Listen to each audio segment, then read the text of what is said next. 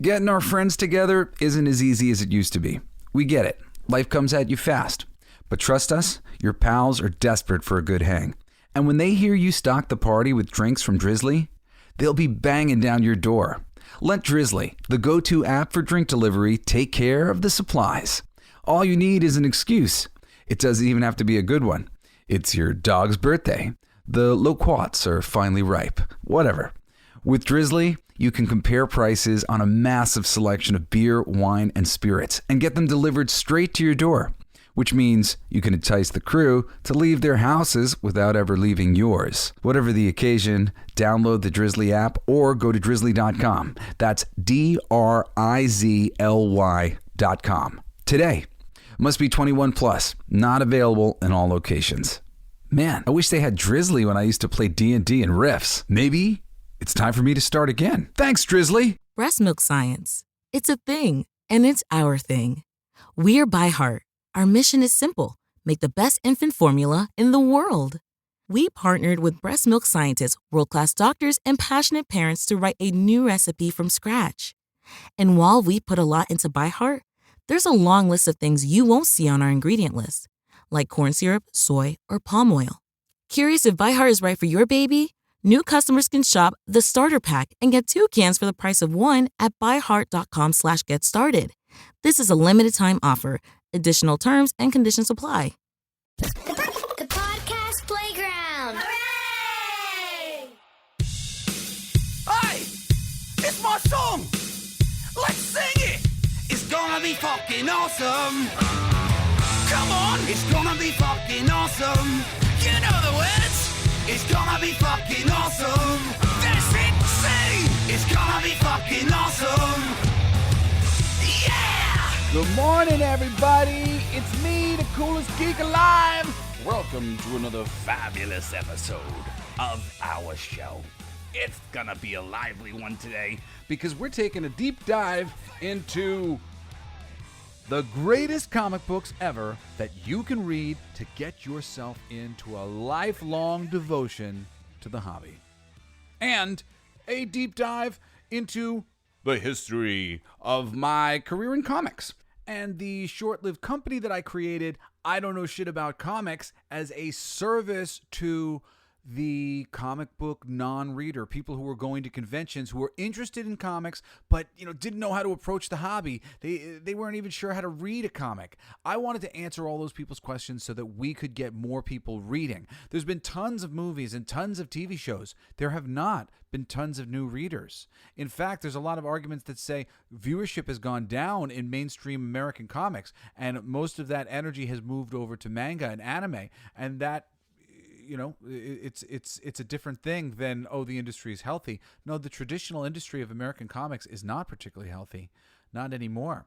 And this is one of the reasons why we need to translate better these customers from TV and film into comics and show people why comics are so great. So that's what today's episode is dedicated to. And by virtue of that,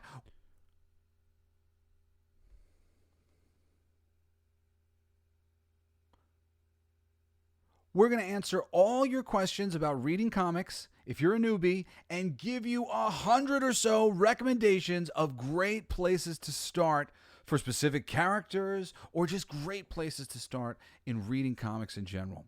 So hang on to your hats and bear with me because this episode is going to rock. If you really take this seriously, I am about to introduce you to a lifelong love of comic books, something I've only ever done for my brother before you. And I think we might be going into overtime. As you, if you've listened to this show before, may know, I write comic books. I have a campaign, King of Kings, that is about to wrap up. I think there's like 24 hours left if you want to get in on it. It's been a great success, and thank you. Thank you guys so much for donating to the campaign and being so cool to me. I will remember the people who helped us with this first campaign most of all as we go into our next book, Fucking for Our Future.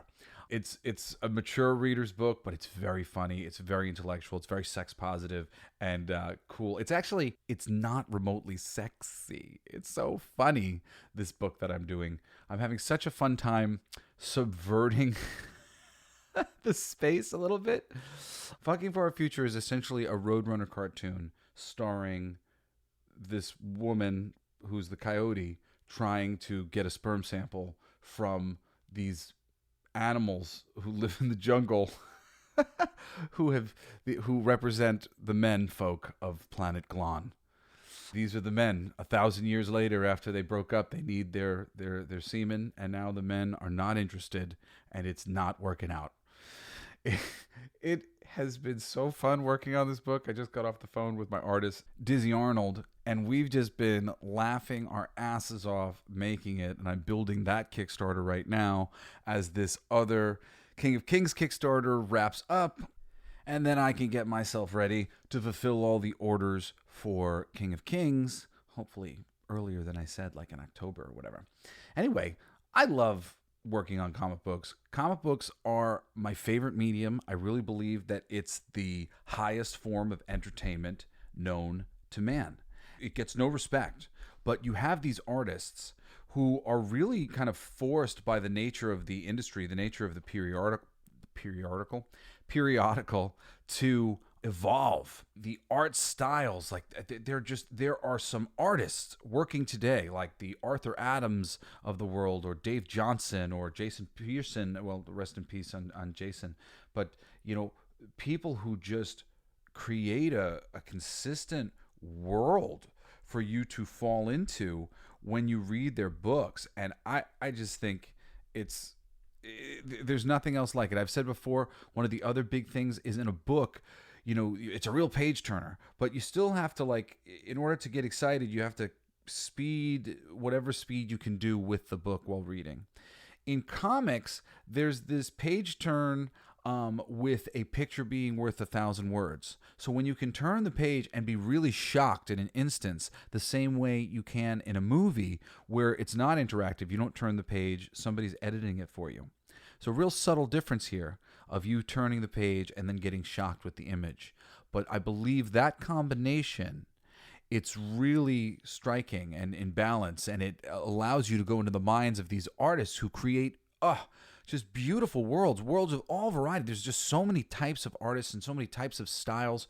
It's so easy to love comic books. I mean, really, when I only ever wanted to be smart. And when comic books were presented to me, I was like, that seems like a stupid kiddie thing. And I didn't want to be involved in it, even though I liked the idea of superheroes and I liked the idea of people being good people. But I just wasn't really willing to give it a chance.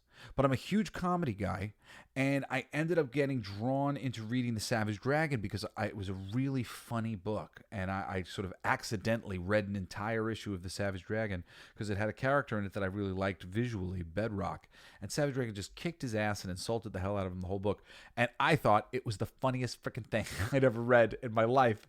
It was my favorite character he was insulting, and I was just like, you're right, he is stupid.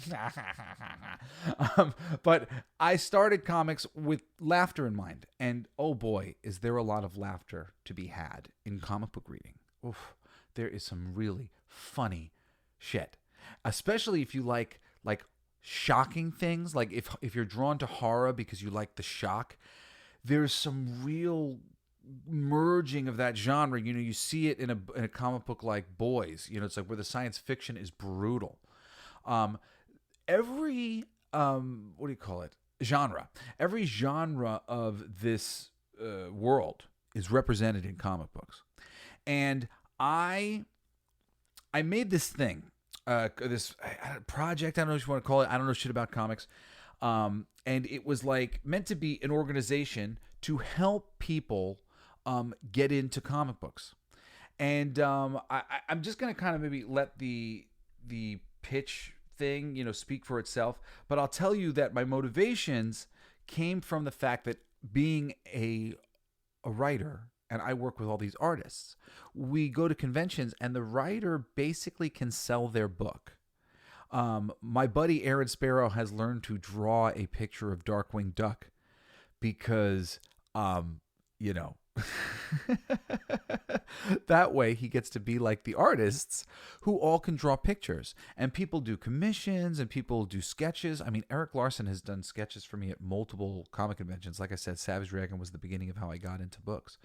But when I finally, I followed Deadpool into that comedy thing, and then into what do you call it, Marvel Comics, the Marvel Knights, and then started going back to read all these huge DC things years later. And like, there are just striking storytellers and beautifully told, interesting mysteries and comedies, and just everything that you can imagine in the world of literature. It exists in Marvel and DC Comics.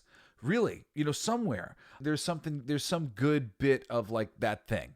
But there are things that are fleeting in large supply, and those things exist in droves other places. Like, if you like soap operas, there's some great X-Men comics that you can read that have some of those aspects of it that are really enjoyable, and it's high level and interesting in its own way. But then there's also Archie comics, and there's just a counter for everything. There are great independent comics, artists who don't think that they're really good enough to do superheroes, and they just draw like, some crime book and something that's great. Like one of my favorite books of all time is a book by Brian Michael Bendis and my buddy Mark Andreyko called Torso. It's so good. It's so good. It's based on the real first serial killer in America, and it's told in the style of Seven. And I really think that like that as a genre of like told in the style of Seven, like in a little bit of that brutal suspense, really horrifying real world, like it's a cool genre. It is. I think that's genre defying, and and there have been things that have been made like that are awesome. That's one of the cool things about comic books. Comic books sort of represent the thirst that can't be quenched. The thirst that can't be quenched in the world. Independent comic books and things that sell and rise to the top or whatever, like they rise to the top because there's a thirst that can't be quenched from the artist, and it connects with a thirst that can't be quenched from the readers. And I really feel like to some degree it's like the last grassroots creativity, because everything is just so invaded by money. And we are all people who chose to be like in the street, like I'm not a lavish guy. I spend my money on toys. That's it. That's my vice. Toys and comics, and, things for my family. Everything else is, of course, like the foundational stuff. But if I have extra money, I'm spending it in small quantities here, there, not on anything that I'm trying to impress people with. I'm looking for good stories. I'm looking for beautiful art. I love and appreciate artists. That's what somebody like me, and I'm sure like you, is looking for. They say you got to know your audience. I feel like everybody's just been so reluctant, the same way I was reluctant to get into comics, to give them a try. These executives and everybody, we're adults. Oh, I don't read comic books. But they don't realize that it's about the big picture. And big picture wise, no matter if you don't like the style of the storytelling of maybe old school comics, but I think you'd be surprised of things even written, in the 70s, like from the 70s up, there's some really strong material coming out of these companies. And foundationally, the ideas were very strong. And the exaggerated nature of the characters give rise to situations that are very interesting and compelling. In general, they skip over these things when you're seeing these movies, and you just get these like big stories. It's really about small and about the possibility. And the possibility gets established and expanded on from the beginning. Here's the Spider-Man guy. Here's a situation that he's come up against. Here's another situation. It's over time that there were so many possibilities of who Spider-Man might come up against and how many of them we loved, and the possibility that a new one that we might love might come along, that it becomes the thing that we care about. That's why Batman has never really been done justice on the big screen, because it's reading the comics where all of these pieces are on the table. In the very beginning of the story, Batman sneaks into Arkham Asylum and he passes this lunatic. And you can kind of figure out from his name what the possibilities of his damage might be. And these are lunatics who are definitely hurting people, if not killing people. And there's one after another, after another, after another. Two-Face, the Mad Hatter, the Riddler, Calendar Man. And then you come to the Joker at the end of the hallway.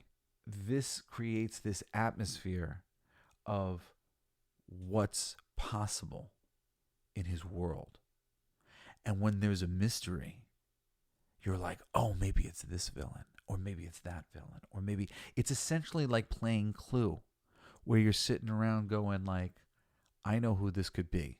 And the greatest writers, they just use the atmosphere to great effect. That's why sometimes when professional writers at Marvel or DC go independent, they don't do a great job always of like setting up their own universe and their own universe rules, because they're used to working on things where that's all established. So like you have to create an atmosphere. And when you create space for people's thoughts, then you don't really have to go very far in your storytelling. Like the greatest thing that Marvel could have done was slow down with Avengers Endgame. Slow down and deepen everything that they had done. Start deepening everything in meaningful ways. Keep all those pieces on the board.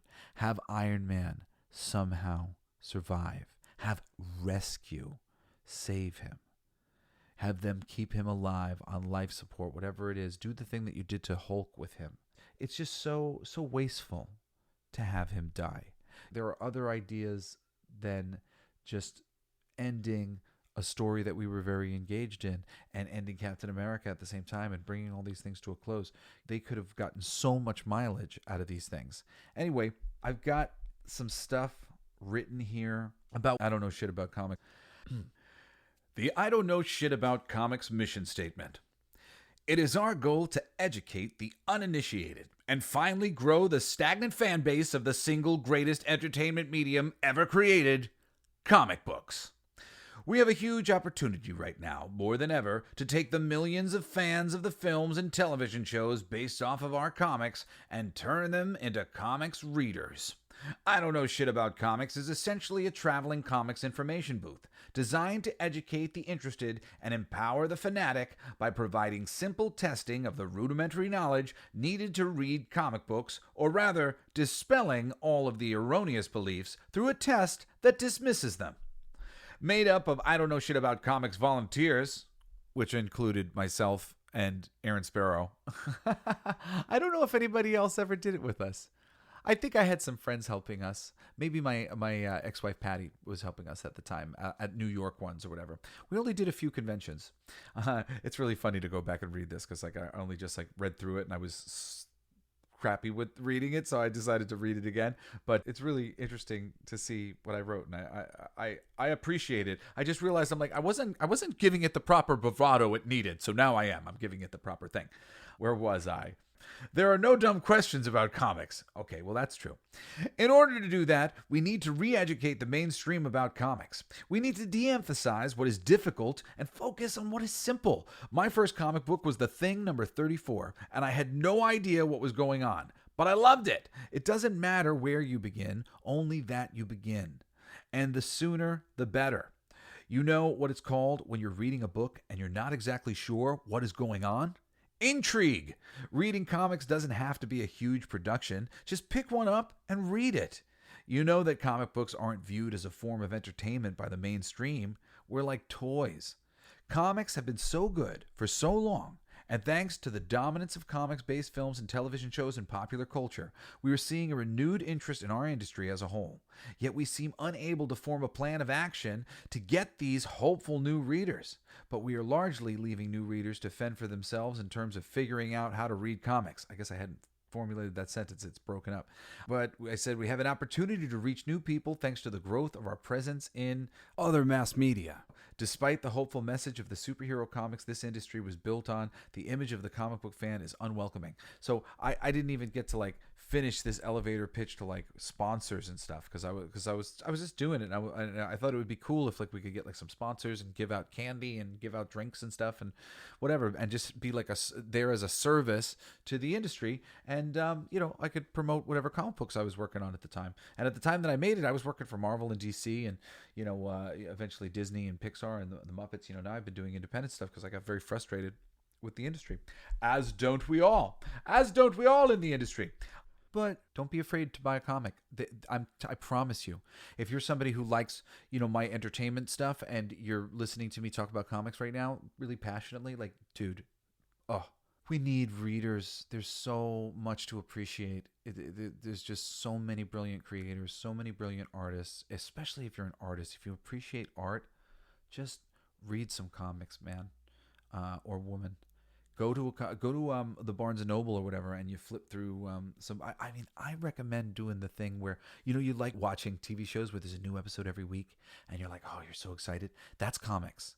It's monthly. There's a new book every month, and when you get a great one going, it's just the best. It's the best, and sometimes there'll be multiple going at once, and every week you'll get this like special gift from the artistic gods of something wonderful that you really enjoy. And lots of people have found their way to various fantasy things and whatnot, but I'm going to try to direct you right now to a variety of things, where to start for all sorts of characters that you might know. But first, let's just, I don't know shit, FAQ. Question, who are comics created for? A, everyone, except blind people, unfortunately. I'm a dick. Question, what is the difference between a graphic novel and a comic book? A, nothing. Comics and graphic novels are essentially the same thing. In fact, the majority of graphic novels are simply collected editions of individual comics. Yeah. Question, when are new comics released? A, every Wednesday. Most titles maintain a monthly release schedule.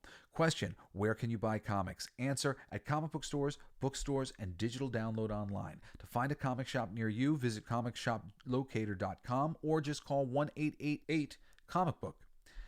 What type of comics genres are available to read? Answer is, just like books, TV, and film, comic books come in every genre. Action, comedy, drama, family, fantasy, sci-fi, superhero, and everything in between are strongly represented in the comics medium. Question, why read the comic when I can wait for the TV or film adaptation? Answer, there are many reasons. Here are a few. 1, just like films adapted from books, the comics are usually better than their moving picture counterparts. 2, comics can do things other entertainment mediums cannot. What? Read some comics and you will quickly find out. 3, films and television are limited by budget. Comics are only limited by imagination. Question, how do you read a comic? A, just like a book, top to bottom, left to right. If you can read a novel, you can read a comic through reading manga. Though reading manga, Japanese comics, is almost exactly the opposite. Starting from the back of the book, you would read top to bottom, right to left. Question, where do I start? Answer, number 1, a graphic novel might be a good place to start, but it really doesn't matter. Just pick up a book, flip through it, and if you like the art, start reading. I don't know shit about comics creator Jesse Snyder's first comic was The Thing number 34. He didn't know anything about comics prior to that issue and has been reading comics ever since. It's true. There's actually some real truth that I was a very loose reader. It was the fight between Bedrock and Savage Dragon in the Savage Dragon issue that really got me into comic books, and I love Eric Larson forever for doing that for me, for bringing me into this place. So let's see, what do we got here? We got the I don't know shit about comics starting points, and might let myself go late on this show. It's a cool episode, and might as well have it. It's a cool thing that you can save, and you can come back to this at other points. But these are some I don't know shit about comics starting points for things that you might be interested in comics. The Amazing Spider-Man. If you're interested in getting into some of the great Amazing Spider-Man, try Amazing Spider-Man Brand New Day Volume 1 by Dan Slott, Mark Guggenheim, Steve McNiven, and Salvador LaRocca, to name a few. There's a whole bunch of people that worked on those issues. Eventually, Joe Kelly, who's one of my favorite writers, he gets involved in that stuff. The art is super high level. They put these things out like weekly or like bi-weekly. I forget exactly what the schedule was. It was a fast schedule, and it features so many of your favorite characters just doubled down, reinterpreted, but in like just without, the reinterpretation done right is like it's everything that it was before, but a little bit extra version of itself. And they did a great job at really extra versioning itself so many of these Spider-Man villains. This whole arc and it goes on for a while. So like I tried with these lists to give you guys things that would take you on a journey. So if you really want to go on a journey and have a really long story that you could follow, a great one that'll go on forever. I should have wrote on all these like how many issues you'll get of that if you want to just like start there and do it. But you can find that run, The Amazing Spider-Man Brand New Day, Volume 1. Okay, how about the Avengers? You like New Avengers? Try New Avengers Breakout.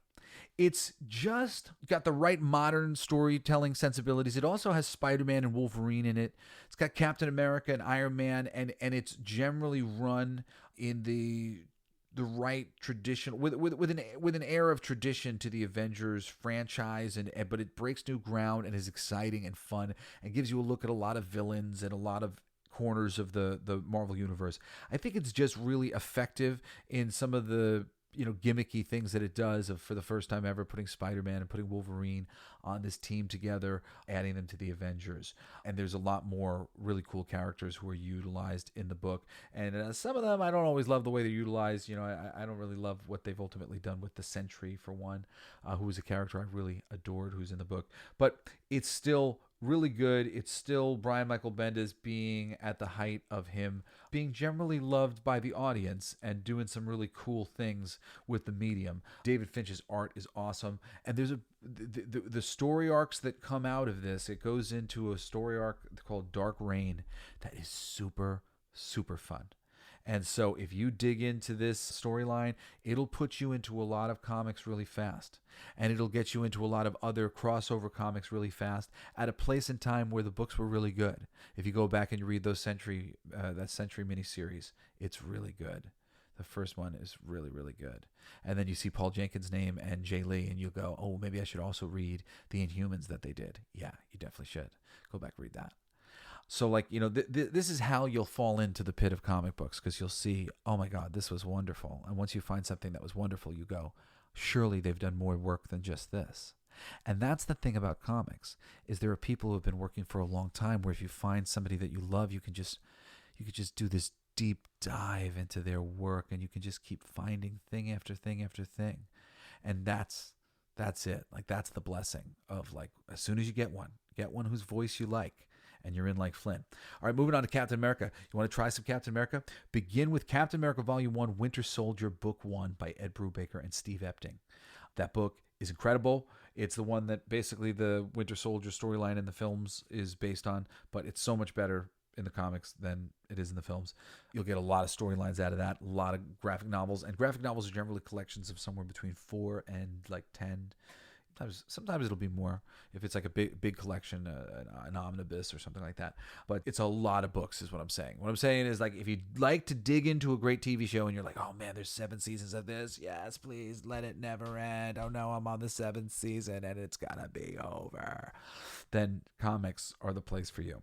The Dark Knight, Mr. Batman. Try The Long Halloween by Jeff Loeb and Tim Sale.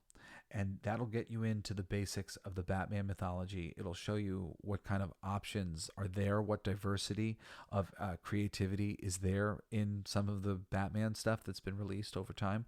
And the Batman mythology is strong in the comic books.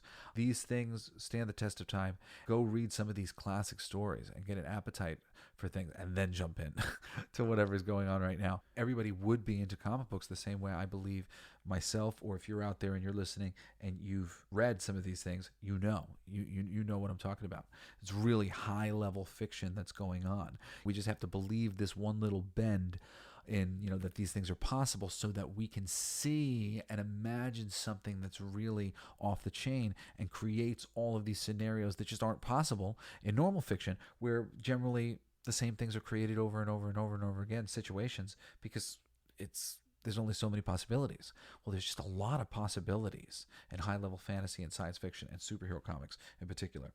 So moving on, Arrow, if you're a fan. Oh, and by the way, the Jeff Loeb and Tim Sale, they are 2 of my favorite creators of all time. They've written tons of things. If you just read that Batman Long Halloween and you like it too, you can get into them. Just get it to Jeff Loeb and Tim Sale as a writing and artist partnership. They work wonderful together. They've made these wonderful thing after wonderful thing, and they've made some things for Marvel. They've made some things for DC. There's a bunch more Batman things from them that are really fun. And there's actually one story from Tim Sale that's amazing, that's collected in a Batman Legends of the Dark Knight volume. That is, I don't know what volume is. I think it's called Blades. It's the first thing that Tim Sale had ever done at DC, I guess, with another writer. But it is just a beautiful story. I love that one.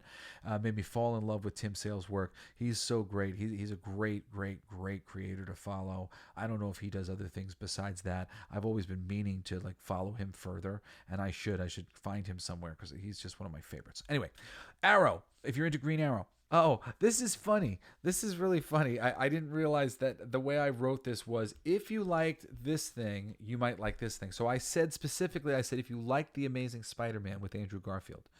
And, it was more modern takes on some things. Something that I would recommend if you like the Sam Raimi thing, go read Spider-Man Kraven's Last Hunt. There's a graphic novel of Spider-Man Kraven's Last Hunt. The artist's name was on the tip of my tongue. But beautiful art, beautiful story. Kicks ass, really worth reading. And another one of those books that surprised me. And so often comic books do, just because the writers don't know that they're just comic books. So when good writers show up, just comic books can do so much. It's really incredible. So it says, if you liked Arrow, try Green Arrow Quiver by Kevin Smith, Phil Hester, and Andy Parks. Loved that one. Don't remember it super well off the top of my head. I seem to remember there was a monster and some little kid or whatever. And but I really liked it, and I like the stories that came out of this storyline. I think there's a writer who I liked who took over the story arc, and he continued with the characters, and they did some really good things. I followed this arc for a very long time. Really enjoyed Phil Hester in particular as an artist on Green Arrow. I don't know, I just liked it. He's got an abstract kind of style, but it was really cool. And whenever I think of Green Arrow, I see his style. And Kevin Smith's story was great. It was really cool. He introduced his character Onomatopoeia, who's occasionally shown up at different points in time, and it was really well done. I think it was 12 issues, and then they brought in some other people to do some cool things. And I think this might have been connected to Brad Meltzer's run of some stuff. Generally speaking, all of these things that I'm setting you up here and offering to you, to recommend, they're things that lead into a lot more really great stuff that you'll easily be able to find and will be sort of alluded to in one way or another. Clearly, the story goes on, and so I'm really setting you up for success here if any of these things do interest you on any level. So moving on, we got, if you really like Green Lantern, like I was doing my show Toys, which is now every Thursday, which is 4/7 Pacific, 4 Eastern, but only on YouTube, where me and my toy buddies, including Aaron Sparrow, talk about how we know so much about the industry by virtue of what is really successful. We know what's popular because we're toy people, because we buy things. And one of my toy buddies said Green Lantern, he actually really liked it. He was defending the film. He was saying there was a lot of problems with it, but he was just saying he really liked it on some levels, aspects of the idea about it. And if you did like it like him, you could try much better, Green Lantern Rebirth by Jeff Johns and Ethan Van Sciver. It's fucking incredible. It leads to so many amazing storylines. It's just beautifully drawn, beautifully written. He fixed sort of a lot of problems that were sort of inherent with where the story had been left of Hal Jordan, and brings him back to life. And there's a ton of great stories that come after this. And I can't tell you, I can't tell you how excited I am for you that you get to go and read Green Lantern Rebirth. I've been waiting for myself to start going back and rereading some of these books that I know are so fucking good, when I finally feel like I don't remember them anymore, but I still remember. And oh man, Green Lantern Rebirth. Oof, it's great, and everything that comes after it is great. The regular Green Lantern book takes a little bit to get started, but still good and solid. Jeff Johns is a brilliant writer, and the artists that are being worked with there, Carlos Pacheco and other people, are great. And Ethan Van Sciver comes back eventually for various things, but there's also a Green Lantern Corp book that comes out after this at that time. And this Green Lantern Corps book and these books together equal just a great place to start reading and getting into the Green Lanterns. You get just so many great characters, and it goes to great places. I won't spoil anything for you from here. Anyway, if you liked Hellboy, try Hellboy Volume 1, Seed of Destruction by John Byrne and Mike Mignola. I'm just going to say go read that. Just go read it. If you liked Hellboy, go. It's just like that stuff. It's done. It's just all very interesting. Guillermo del Toro's style is interesting in similar ways to Mike Mignola's style. He has different helpers at different points in time, but eventually he, takes over plotting most of the stuff. If you get into it, there's like so much to read in connection with it. He's been working with other artists that I really like. I do Duncan Fegredo, I think is one of them, who's really brilliant. Somebody that I like who was at Marvel, and then eventually I saw him working with Mike. Incredible Hulk. If you like the Incredible Hulk, and the freaking Incredible Hulk, I hated that movie. Try The Incredible Hulk, Planet Hulk by Greg Pak, Carlos Pagualavan, Aaron Lopresti, and Juan Santa Cruz. Great book, great place to start. Really does some fun stuff with the character, and it's just a good place to dig in. And there's tons of things to dig into after that, but that's just a good place to begin. And generally speaking, I trust that these books are going to have advertisements for other graphic novels that they recommend. So you can try some other things after that. You can see what suits your fancy. Or by then, maybe you're going to a comic book store and you can say, hey, what else do people really like? What else do you think will keep me coming back for some books? Until you find out what your taste is and you see what writers you want to follow, what artists you want to follow. I follow writers. There's very few artists who I love so much that I read anything that they do. But there are some. Writers can put out a lot of books. And that's why I say it's such a rewarding thing reading comic books, because when you find a writer you like, that's the jackpot. There's just like so much to go find. If you find more Jeff Johns stuff. And I mean, the things that get promoted by him are not the greatest ones. Read The Flash. I mean, we'll probably get to some of that stuff in a little bit in my list here. Let's see. Boop-a-doop-a-doop-a-doo. Iron Man. If you liked Iron Man, try Iron Man Extremist by Warren Ellis and Andy Granoff. There's some good stuff that comes after that. It's a good place to start. There's some really cool stuff. The Extremist thing, like that name you'll recognize from the films, they really did Extremists a disservice, I think, in terms of what they did with that film. And it was worth doing it more accurately. Yeah, I wish they would have adapted this better. That book's a great one to start. You'll be recommended plenty of things after it. Kick-Ass. If you like the Kick-Ass film, try the Kick-Ass comic book. It's great. It's different in some significant ways, and it'll introduce you to the art of John Romita Jr. and the writing of Frank Miller. He's got a really great style about him because everything he does is pretty idea driven. I see that he's always trying to find really interesting scenarios to put people in, put the characters in, to put the story in, to twist it in different ways.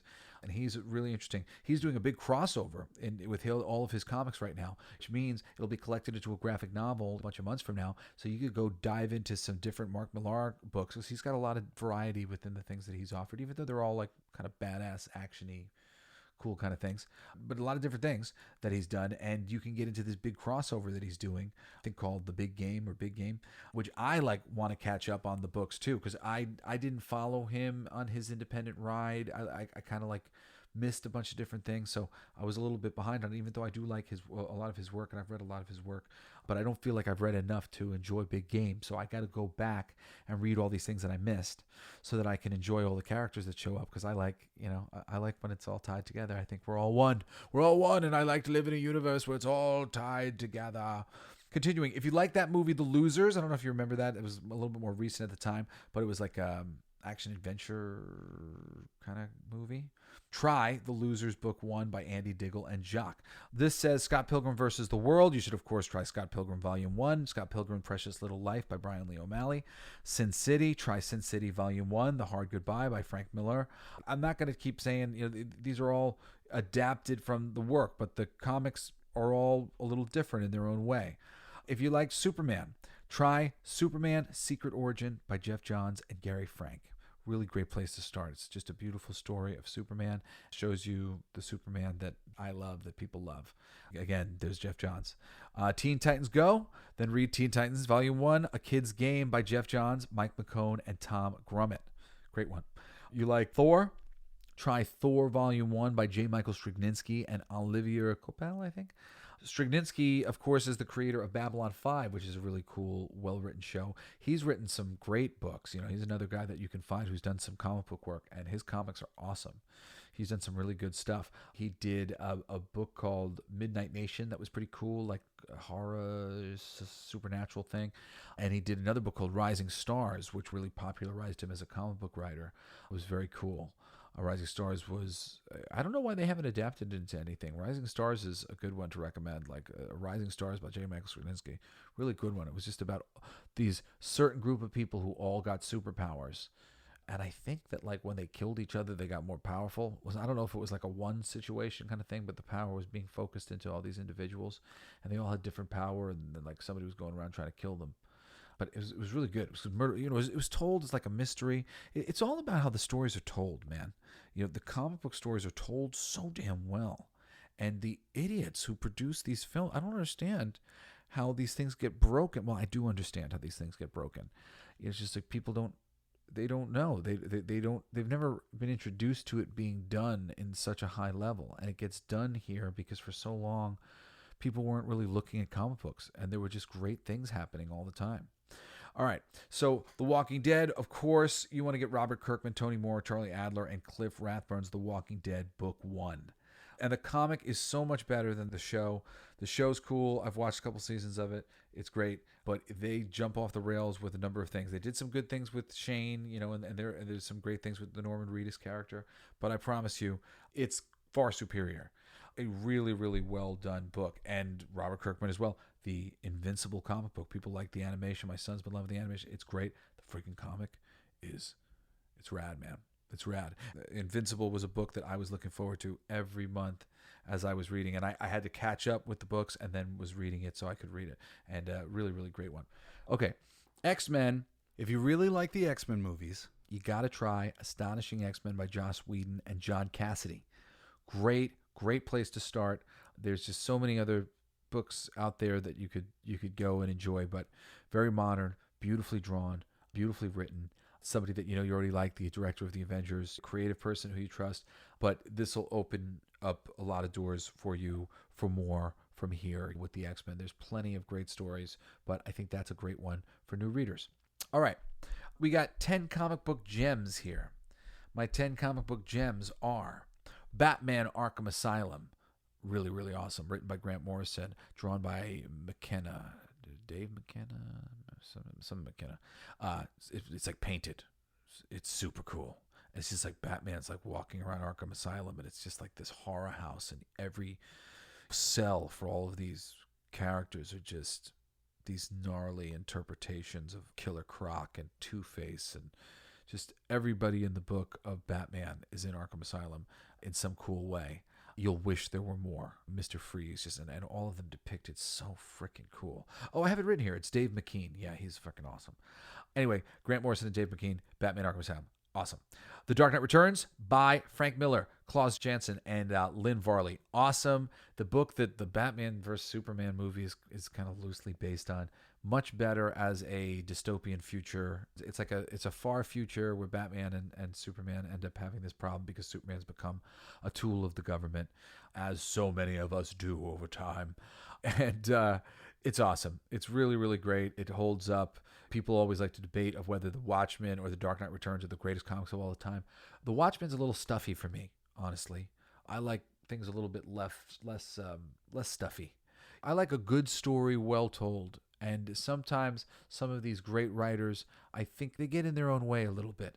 And there are these better journeyman writers who just like lean into these characters and lean into these stories and just do such a service to the characters and make me love the characters that much more. So, and Frank Miller is somebody who's done great service to Batman, done great service to so many different so many different characters and the medium in general. Next up, we've got Kingdom Come by Alex Ross and Mark Waid. It's fully painted. Great place to start. Mark Waid is one of the great writers of comics. Alex Ross is one of the great artists of comics. I'm sure you've seen some of his beautiful paintings. They just look real. Amazing stuff. I love Alex Ross. Coming up next, also Alex Ross, we've got Marvels by Kurt Busiek and Alex Ross. Kurt, I enjoy Kurt's work quite a bit, and with Alex Ross' team here is beautiful, beautiful, beautiful. Next up is one of my favorites, Mouse, The Complete Mouse. This is it's by Art Spiegelman. It won the Nobel Prize. This is one of the things I point to, that comic books, we win Nobel Prizes. That's what we do. It's a cartoon where these mice are being depicted as the Jews, and tigers are being depicted as the Germans, and there's all these different animals. The Polish people are pigs, etc. And it tells a story of the creator's grandfather and his experience in World War II. Nothing that I have ever digested about World War II has ever taught me more about World War II than this single graphic novel. This story here, that's based on his grandfather's story, it just explains it all. It tells you everything that you need to know about how the people got beaten, like what happened. I think I've watched every movie on World War II that they've ever made, and tons of documentaries. Nothing taught me more about how it all happened than reading this comic. And it's so interesting. And it's so funny because it's a story told by mice and tigers and shit. And it's great. That, I think, is probably the greatest comic book of all time. It is just so well done. I mean, just as a singular thing that you can get through, mouse. It's really the best. Now, Spider-Man: Kraven's Last Hunt by J.M. DeMantis and Mike Zeck. I already mentioned earlier. Mike Zeck is the artist. He's a great freaking artist. And J.M. DeMantis is a great writer. Superman for All Seasons is a Jeff Loeb and Tim Sale book. It's I told you Batman: The Long Halloween. I was talking about Superman and Jeff Loeb and Tim Sale. This is just another one that's great. I talked about Torso by Brian Michael Bendis and Mark Andreyko. It's amazing. We talked about Watchmen by Alan Moore and Dave Gibbons. It's really great. It's a little bit of a hard thing. If you're a new reader, if you struggle with books, don't start with Watchmen. It's a bit it's a bit much. If you're somebody who doesn't generally read, but you want to, there are plenty of books here that you could read that are not slogs and difficult to get through. Spider-Man: Kraven's Last Hunt is a relatively brisk read. Superman for All Seasons is a brisk read, but great. These things are great. We Three, which is next on the list, written by Grant Morrison and Frank Quietly. Oh my God, incredible. Get you into Frank Quietly. He's an amazing artist to follow. He's done some X-Men, great. Grant Morrison, he's done some X-Men. He's done lots and lots of wonderful work. Grant Morrison's one of my favorite writers in comics. All right, so that's 10 comic book gems, and we are approaching an hour on a Saturday episode, which is usually shorter episodes, but I guess we're just going to call this the comic book special, okay? 10 killer first volumes. Some things that, like I said, can start you off on a long journey of discovery. I won't give too much away on these books, but I recommend these. 100 Bullets, Volume 1, First Shot, Last Call, published by DC's Vertigo label, written by Brian Azzarello and art by Edward Rizzo. Rizzo's work is great. Azzarello's a really great writer, and the basic premise of this story is just super awesome. What would you do if somebody showed up at your house and gave you 100 untraceable bullets and handgun and clear evidence of the person who was solely responsible for every bad thing that had ever happened to you in your life? This is basically what happens in every 100 Bullets story, with our revolving cast of people being given this briefcase and this opportunity. It's really awesome.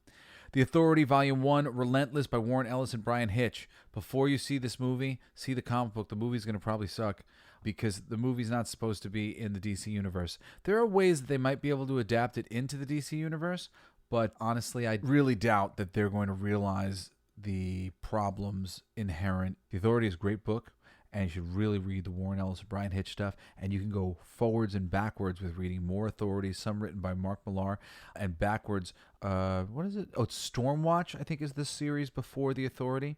Stormwatch series. I haven't read all of those, but some of them are really great. I've heard really good things about it.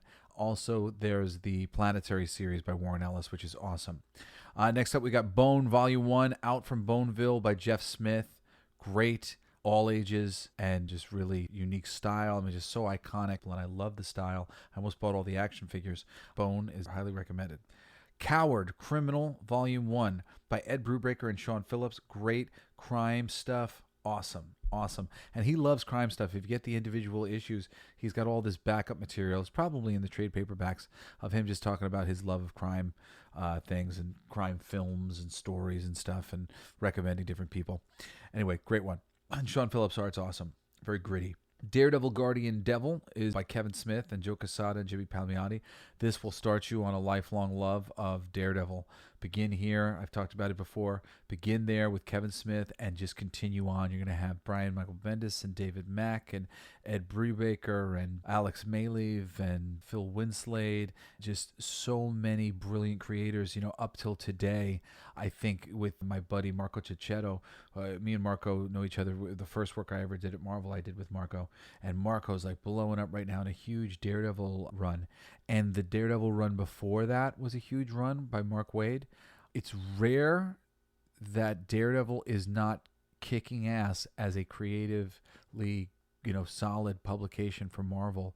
And it really, like the renaissance of it, started with Kevin Smith and Joe Quesada and Jimmy Palmiotti, the beginning of Marvel Knights. I'm a big fan of this era, and it leads into so many amazing stories for Daredevil. Like I said, I think there's only one stinker in like all of the runs that have ever come out of Daredevil since this run begins.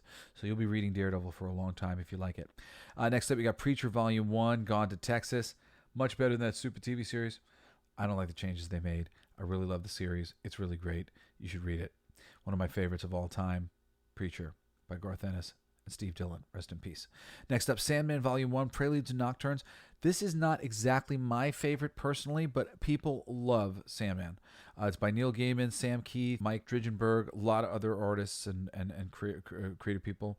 The storytelling with Neil Gaiman, he's just kind of like a magician who's like, I know I got something good here, so I'm just going to tell you like what I want to tell you. And you spend a lot of time kind of going like, what is he telling me? What is he telling me? And a lot of people like this. I like to just enjoy entertainment, not have to like hustle, man. I'm like, dude, it's the end of the day. I've been working. I want to just enjoy this book. You're making it too hard on me. Anyway, Savage Dragon Volume 1 by Eric Larson. Oh my God, Savage Dragon Volume 1, and go read Savage Dragon. I recommend it wholly up until issue 75. Then after that, Eric took a whole bunch of advice he was giving to the medium of comics in his own comic really way too literally and changed the story that the readers had been following for a really long time in such a way that reading it became a slog in a lot of fashions. He got back on track somewhere along the way. I still read Savage Dragon when I get a chance, and if you're warned that after issue 75 it really goes off the rails for a second, but it's generally the most irreverent and nutty book that you will come across on the racks. It's really, really hilarious. The original book, I just thought consistently brought forward stakes and circumstances and things that were just like, even when it was like dark or horrific or whatever, it was just funny. It was just always very shocking. And I really, Eric Larson is a brilliant creator, and I love him, and I appreciate his contribution to the comic book medium. Holler at you, Eric. Also, we got The Sword, Volume 1, Fire by the Luna Brothers. Luna Brothers are amazing creators. They have a whole bunch of great books. There's another book called Girls, which is great by them. The Sword, Volume 1, Fire, kicks ass. Really, really interesting, cool, well laid out story. And I think there's at least like 5 graphic novels worth of stories there. I mean, it's like 30 issues or something. Really good. Also, we got Think Tank Volume 1 by Matt Hawkins and Rasan Ekldal. Think Tank, it was pretty neat, and it was like mad scientist book kind of thing. Right, to finish our list off, I've got another Garth Ennis book, but this time with John McCree and Carlos Esquerra. It's called Hitman Volume 1, A Rage in Arkham. Hitman is a bounty hunter, just a regular hitman, like a John Wick kind of character who lives in DC, in the DC universe. And his interactions with the DC universe are just classic and awesome. The series, the story of Johnny Monahan, I love that character. I tried to pitch DC on a series that would bring him back in a Task Force Y, where they reanimated all these people and had them as a hit squad. And it was because I love this character so much because of this series, and there's a ton of graphic novels you will enjoy going back, because I didn't read them when they came out either. I read them as the graphic novels, and I actually did read like the last 20 issues or something like that as they came out, but I caught up to this book, and it is just the best. Finally, we got Powers Volume 1, Who Killed Retro Girl by Brian Michael Bendis and Michael Avon Oeming. I love Michael Avon Oeming. He is not only a great artist, he's a great writer. He's written some great stuff himself. He wrote a miniseries for Marvel about Ares that was so freaking good that when Marvel killed Ares shortly after this, I was horrified because of how good Michael Avon Oeming's Ares series that he wrote was, and he's a great artist, and him and Brian Michael Bendis, they have a long run of making them really great, super stylized, fun to read Powers comics. And it's basically just about these detectives who investigate superhero crime. And it's awesome. It goes to so many places and is very, very cool. Brian Michael Bendis, his independent stuff is generally gold. You might find it to be hit and miss in mainstream comics with some of the things that he's done. The things that he built his career on are great in the mainstream comics. And his independent stuff, I think, has remained really solid. So if you really want to, if you read any of these ones with Brian's name on them and you like him, oh man, especially the crime stuff. He did a ton of great black and white crime books when he was coming up as a comic book writer, and his books are great. I don't know if it was like him trying to pitch movies to studios, might have been on some level, because they were all movie-like, but they were really, really solid and well done, and he drew some of them. Books like Goldfish and Jinx and I forget the other names of some of these books, but great stuff. Brian Michael Bendis really has a long catalog of books that I would highly recommend. All right, well, that's it, guys. I think I've got like 24 hours left on my King of Kings Kickstarter right now. If you go there and pledge, I'll be your best friend. Help us just get in a few more pledges before we close this thing up so we can have more money to go to completing this 4-issue miniseries. It's really funny. You'll be really glad you helped us bring it to life. Anyway, follow me on Twitter. I am Coolest Geek JBS. You can write me an email anytime you want. I'm at jesseblaze@jessesnyder.com. And you can listen to me every Wednesday and Saturday morning for another fabulous installment of the Coolest Geek Alive.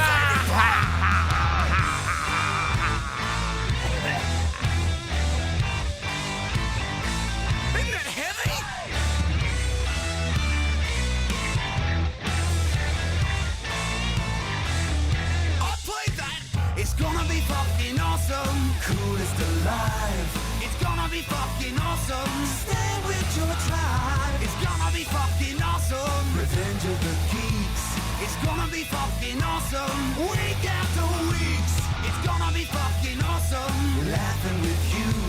It's gonna be fucking awesome. And crying sometimes too. It's gonna be fucking awesome. Spelling it out.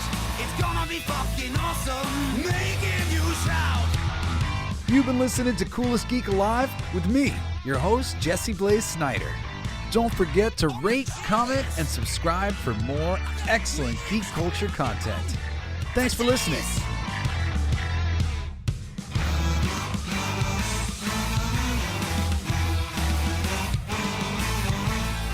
You like that? It's a kazoo solo.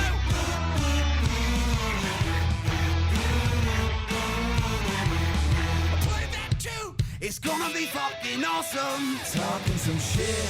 It's gonna be fucking awesome. Living your shit. My voice is fucking awesome. Food in our mouth. It's gonna be fucking awesome. Get in the mouth. It's gonna be fucking awesome. Tell all your friends.